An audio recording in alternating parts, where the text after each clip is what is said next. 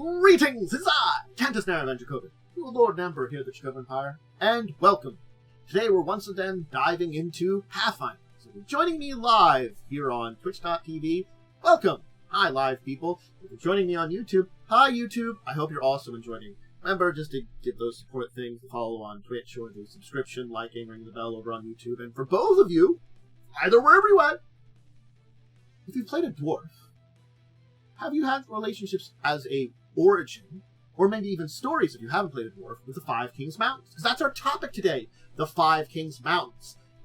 Which is an interesting topic because it's technically a bunch of city-states, which we can talk about the different city-states to a degree. We know about some of them in more than others. But effectively, because of the nature of dwarven connectivity, they kind of have a High King and a Gathering Council. Basically, it's this loose collection of kings that kind of give their way to like this High King out of all of them and gather a council together, and then that connects them and their nations together. We'll explain it all as we go over everything here. It's the city-state, dwarven city-states of the Five Kings Mountains are both together and not together. But they are all located in the Five Kings Range in central Vastine. So that's kind of where to understand it. And it is the center of dwarven culture in Golarion, with Highhelm being the largest of them all. But we'll discuss this all. Let's talk about the books that you might want to check out. Haha, I remember. So Inner Sea World Guide kind of gives you the basic introduction to it. It gives a lot of information, a lot of regions. The Dwarves of Golarion, of course, giving you both the history of dwarfs and of the Five Kings Mountains and their region there. If you're looking towards more second edition stuff, of course, there's Highhelm, the largest of the cities, the de facto capital, I would say, of them, if there was a capital. They're not just city-states that kind of get along. And of course, if you want to look to an adventure related to it, the Sky King's Tomb. This is a newer one, second edition adventure path. I should check that out. It has information on it. This is the original High King who led them all here. We'll talk about that man here as we go over some basics in the history of it. This is... where the hell is your name? Targic. The original King of Dwarves. So yes, as I said, Highhelm, the largest city under the tallest of the Five King Mountain Range, the Emperor's Peak. It's kind of that center of it all. But to look at the history of it is to go through a little bit of the dwarven history. I've done an episode of Ancestry Guide talking about dwarfs. I'd recommend checking that out for that kind of earlier history. But to summarize it, the Five King Mountains were not always populated by dwarfs. Basically, the dwarfs were in the Darklands. Torag had first forged them deep there during the Age of Creations. They lived happily, worked there quietly, content with their sunless home. But Torag prophesied that one day the ground would shake, and it was beginning a great migration to the surface of Golarion. Because it did. It shook with Earthfall. The giant cataclysmic thing where, like, a possible planet-killing thing happened, and it broke apart, and just, rather than destroying the planet, caused basically apocalyptic in negative 5293 AR. Dwarfs in the Darklands felt that. This was the priest saying, it's Torag's prophecy! And then the quest for the sky began, the migration of dwarfs to the surface. Some refused to call and remained in the ancient cities. And those that were left behind were transformed into a new group, known as Hirengar, or sometimes Dwergar. The Hirengar is the newer term because of the revamp project. So just keep that in mind. They're the Grey Dwarfs, Deep Dwarfs, and stuff like that. And I'm looking at a Dwergar one too, but there's probably some updates on them too.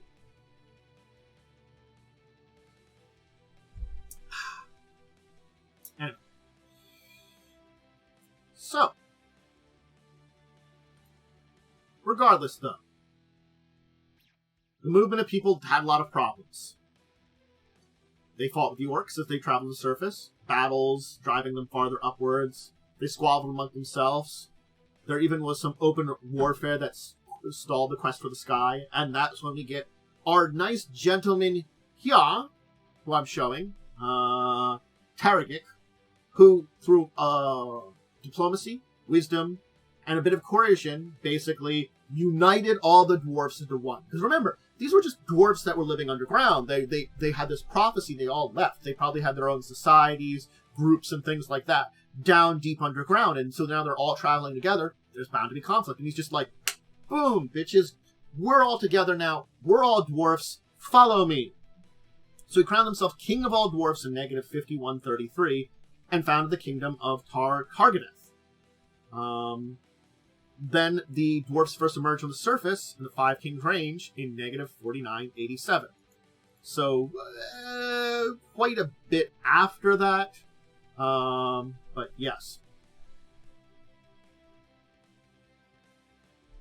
The Targath does not exist the same way anymore. Basically, to keep this an idea, Targath technically exists, technically doesn't. This kingdom of dwarfs was what would become the Five King Mountains. But that was when they were all super united into one dwarven nation, which has fallen apart since then. Now they're just independent city-states more that generally work together and technically have a high king, but technically don't always listen to him. Yeah, we'll talk about this in a second there. But yes, dwarves discovered deluge of orcs had gone there. Basically, they were overpowered, a lot of the people in the region that survived Earthfall during the Age of Darkness. This is when the dwarves built 10 massive city fortresses known as the Sky Citadels. The first and greatest, which still exist, is Highhelm, in the Five Kings Mountains.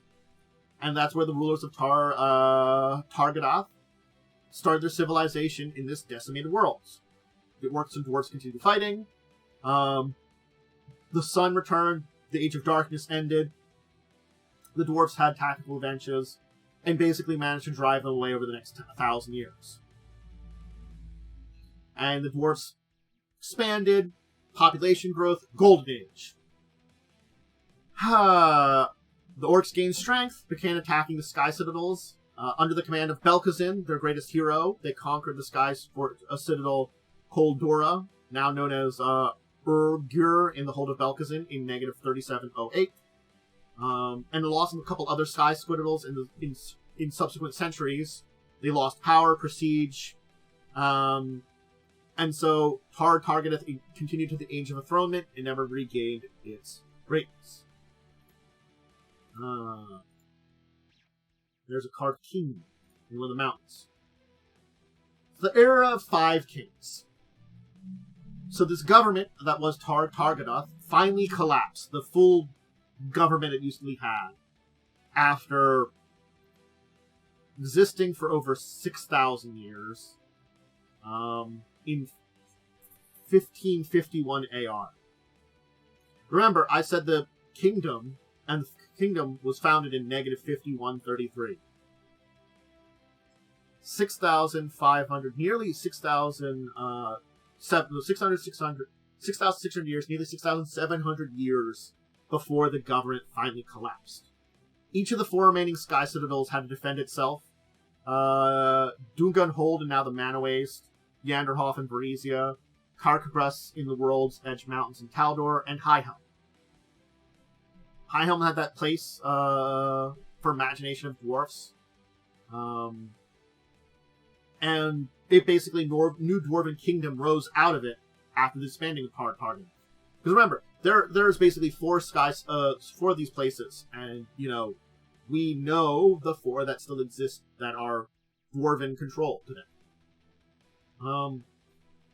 5 separate dwarven nations were founded around Highhelm in the Five King Mountains in the Decades Fall's collapse, each ruled by one of 5 brothers.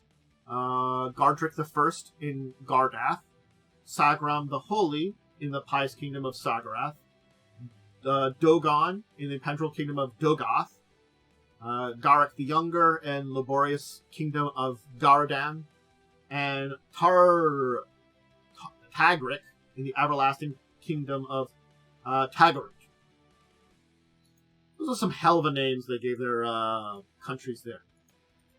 their kingdoms there, which we'll talk about each of these in turn a little bit. So, 9 years after the founding of the last of the 5 kingdoms, the first of no less than 19 civil wars broke out in 1571, known as the 5 Kings' Wars, which lasted for about 700 years. Yeah.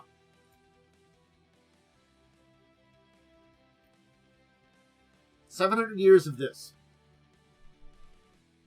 It only ended when they finally negotiated the Curse Accord in 2332,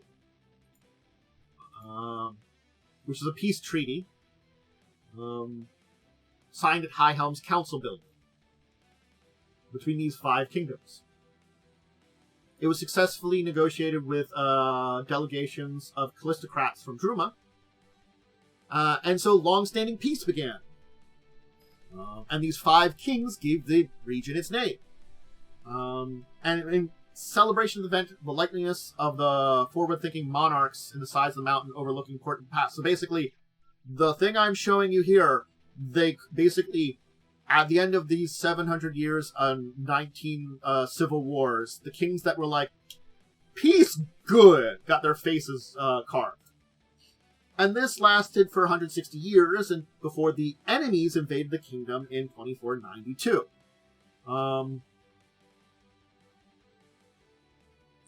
One by one, these kingdoms collapsed and their cities fell to the enemy, and only one was to resist was Highhelm. But the era of the 5 kings was gone with that, basically.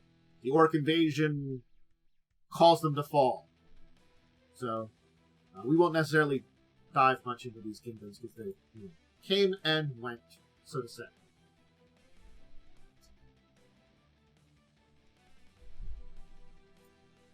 Anyway. So, now we get into an area known as the Wild Era. So the Wild Era was the period from the fall of the 5 kingdoms. That was about 700 years, where the orcs controlled the High King Mountains and only Highhelm remained to defend dwarven and human civilization in the region. Then Khadum the Mighty arrived in the 5 King Mountains in 3197, aiming to destroy the Arks and end their occupation. After 82 years of war, Khadum finally defeated the Orcs in 3279 at the Battle of Splitmist Pass and founded the Empire of Kadrum.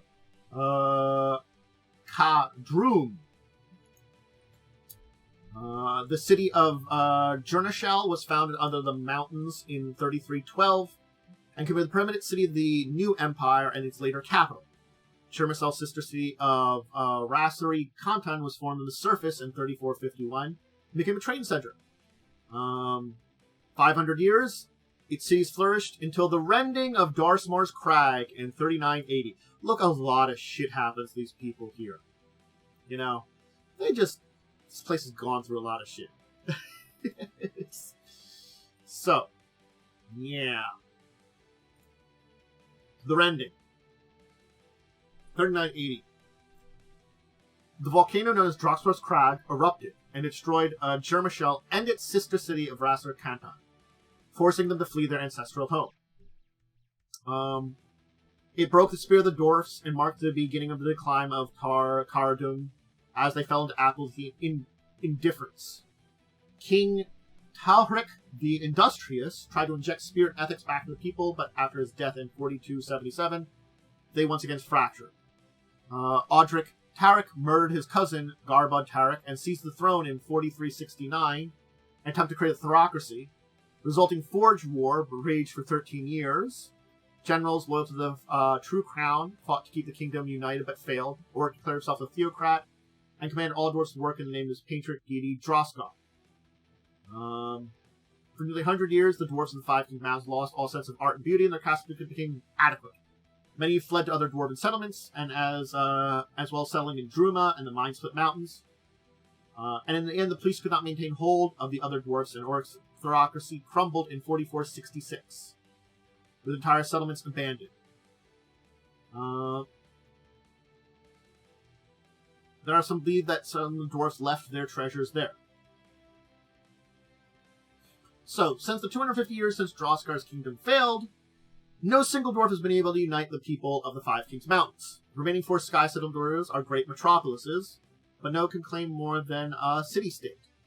No one has emerged with the will, ability, and charisma to unite the dwarfs of Avasti in a single unified people. So, it's been 250 years since the last kingdom ranged, and yeah, a lot of terrible things happened in the region.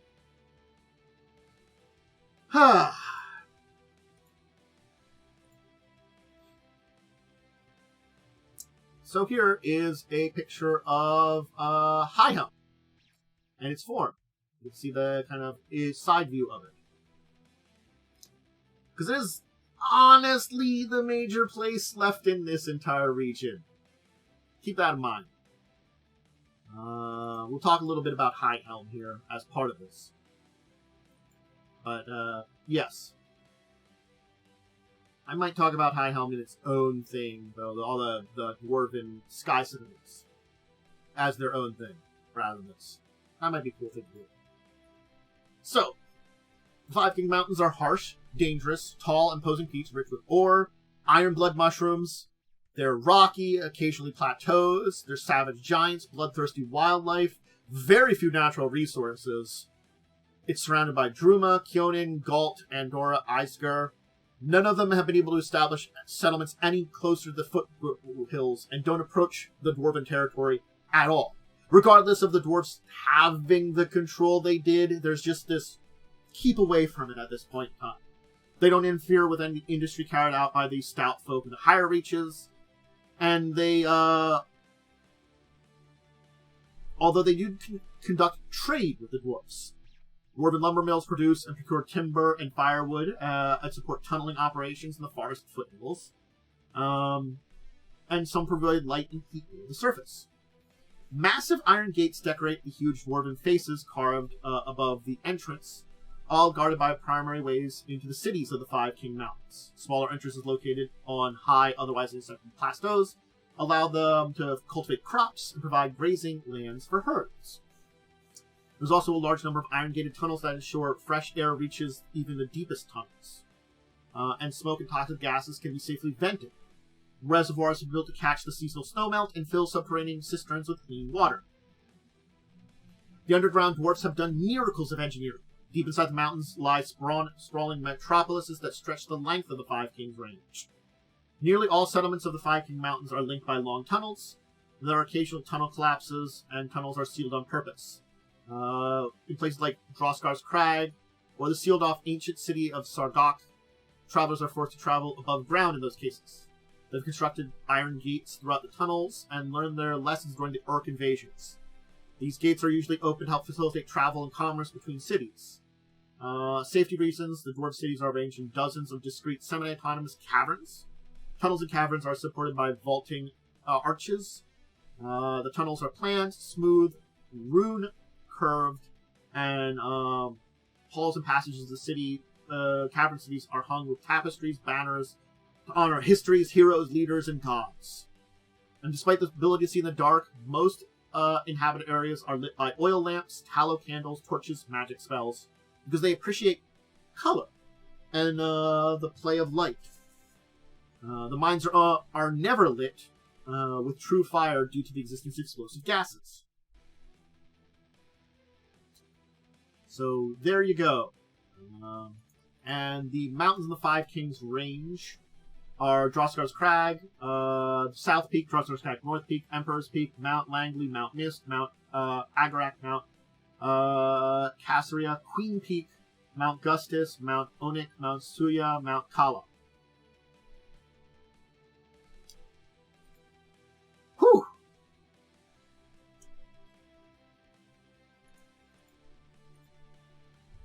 But yes. That's what's there. And so there are other cities there. We just don't have a lot of names of all of them. Probably want to check out the adventure path to get a little bit more information. I don't know if there's a lot to review with it. Okay, let's talk about who's in charge. We'll get the symbol of the Five Kings Mountains. So, There is no central authority, and each of the city-states has its own governments and traditions. Highhelm, because it is the only Sky Citadel in the range, is the capital de jure, and High King Brolem Hale convenes, which is the current ruler of Highhelm,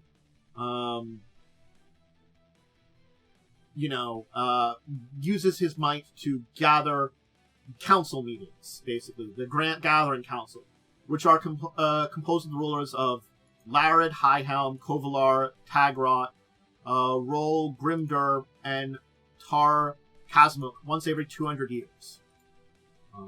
So those are your dwarven nations. Originally. That one fell.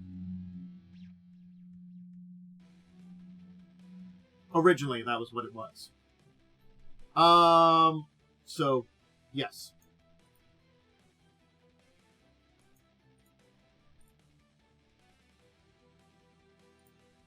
Of those, I'll give you a little bit about each of them. Larid is a large dwarven city. It's a cluster of temple caverns during ancient times, at the completion of the quest for the sky. It serves as a place to worship gods, an necropolis to honor the dead, for the honored dead. There's complexes for clerics and acolytes, settlements that support the temples. So that's one of the cities is basically a religious city. Kolavar is a small one. It's on the outskirts of the great fallen city of Sagarak.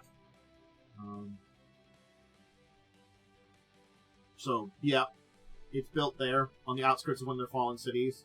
Similarly, Rol Grimdur is built in the ruins of Dracovin by Kahadun's engineers. And it's 50 miles southwest of Highhelm. And then Tar Kazmuk is the northernmost settlement there, with an arcane library and a lot of dwarven wizards in the regions. The librarians called Blue Warders serve all visitors, pay respect to local sage guilds, whose members study arcane and planar knowledge. So those are the major cities that exist there. But yeah, these meetings, these gathering councils, which happen every 200 years, now known for months. So, yes. With everything that's happened, at least for the last seemingly large amount of years, the major settlements of Five Peak Mountains have been relatively safe and stable. Even with a lot of weird government changes, upheavals, and things like that, there's still some stability.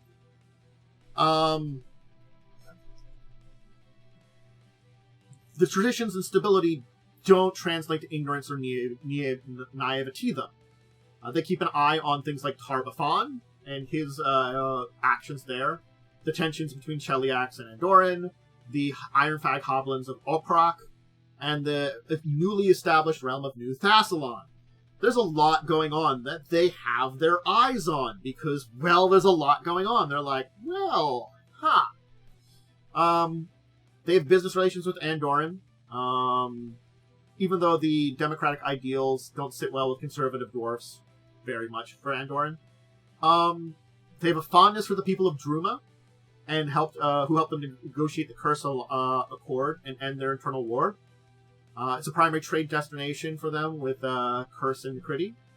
So, yeah, Druma gets a lot out of it. They helped that negotiation back in the old days, so Druma's in really good relations with them. Iskar they see as a potential military threat, and they're concerned by the large number of bandits who make their home there. Its infernal allies also do sit well with the dwarfs. Its relationship with Kionin is good. There's trade between the new nations, and they frequently discuss how to deal with their human neighbors. So Kionin and the Five Kings Mountain, pretty good there. You know, like, the elves and dwarfs are like, so, humans. Yeah, humans. You want some of that? Sure. You want some of this? Yeah, cool. Relations with Taldor are very good for both nations, having cultural similarities. Ordered social hierarchy is a big thing there.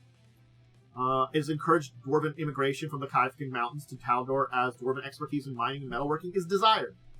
And they are currently allied with the Pathfinder Society of Absalom to investigate the Sky Citadel in the World Wound. Basically, the adventure path. Metalwork, gemstones, craft dials. There's a lot of trade that comes out of the Five Kings Mountains, and they have huge links with many of these nations. Galt declined because of their turmoil. There are some merchants that are willing to supply equipment to the Grey Gardeners and resistance fighters, despite the chaos there. So, beyond dwarves, and then we'll talk about religion in a second here. Let's talk about some of the other inhabitants here, and then we'll talk about religion to finish up today in the region. The dwarves live on beneath the mountains here more than anywhere else on Golarion, and because Highhelm is the first and most mighty of the Sky Citadels, there is this place in dwarven hearts for the Five Kings Mountains and Highhelm. They are the heart of dwarven culture, and it will always be the heart of dwarven culture. They're actively, basically, the dwarves here are actively renewing connections with other dwarven nations that were cut off after the fall of Targadath. So basically, after the fall of their big government, the Sky Citadels broke apart. Their region-spanning kind of connections, they're trying to still keep together. They're also trying to embrace ancient dwarven magical traditions, things like shamanic practices of Rithum. They have pride in their heritage that sparks interactions with even the elves of Kyonin. The collaborations between artists from the cultures result in creations of exceptional art and unity, unparalleled in the beauty and functionality. It's a thing that, like, they see a respect there, and I think that's a really interesting thing that's a juxtaposition about many that, you know, the Tolkien elves and dwarves and their kind of things here. The elves and dwarves of Golarion are deep allies with each other. Granted, they're deep friends with each other. Whether or not they go certain fars for certain directions, you know, that's a question. But these connections between each other and these, you know, the heritage, these artistic means of connections together, cultural means that they're trying to build, are very interesting. Now, a big threat in the region who's been living there since 301 AR is the ancient red dragon known as, I'm going to butcher your name, Dara Laryx, the Mighty Worm. It's got a YXL at the end of its name. Basically, about 2 centuries ago, he's actually wandered this part of the world for like two millennia, and established its lair in around 301 AR.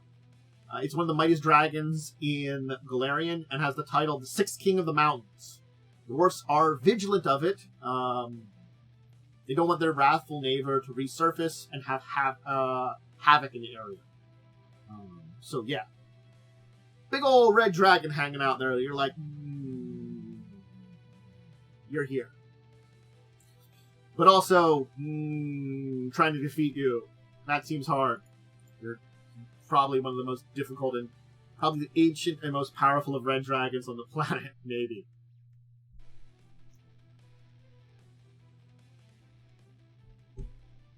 Last seen, 4669.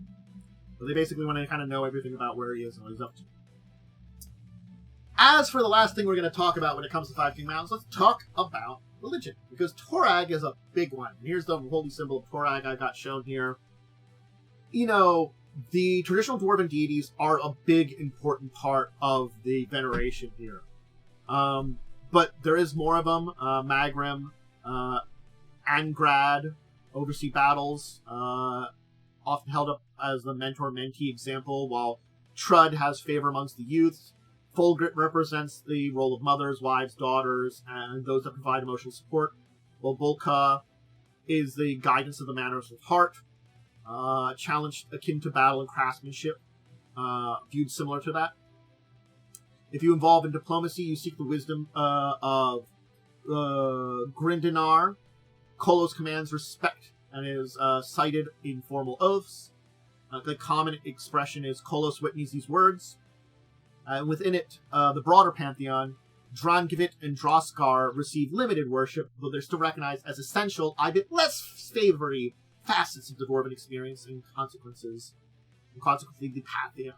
So basically, all the Pantheon is worship, even though there's parts of it that are like, God, you two. Can you, like, not have problems?